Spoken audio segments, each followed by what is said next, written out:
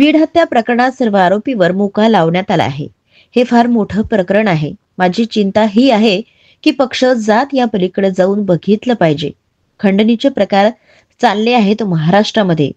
कोण गुंतवणूक करेल जर अशा खंडणीच्या प्रकरणाला राजाश्रय असेल, त्याच्या आशीर्वादाने असे प्रकार चालले असतील तर आपण काय मेसेज देतोय ही सर्व मुख्यमंत्री आणि गृहमंत्री यांची जबाबदारी आहे। आणि महाराष्ट्र ज्या ज्या ठिकाणी खंडणी असेल सर्व मोडून काढले पाहिजे आणि सरकार कडक भूमिका घेणार हे कळलं पाहिजे। तेथे हत्या झाली आहे आणि सरकार दडपण्याचा प्रयत्न करीत आहेत। गोष्ट तरी लोकांची अशी भावना आहे की मुख्य आरोपी बाहेर आहे, का लावण्यासारखीच केस आहे। जनतेचा दबाव इतका प्रचंड होता की पोलीस प्रशासनाला दुसरा पर्याय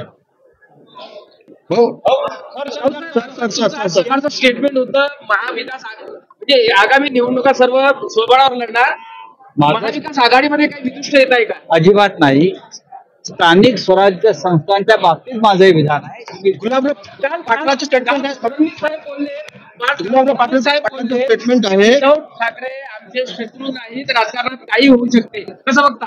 काल देवेंद्रजी इथेही आले होते, आपण पाहिलं असं व्यक्तिगत नातेसंबंधी कायम असतात। वळवणी आणि बीड प्रकरणामध्ये अजूनही सरकार ऍक्शन घेत नाहीत का? काय वाटतं तुम्हाला? सरकारचं काम चालू आहे।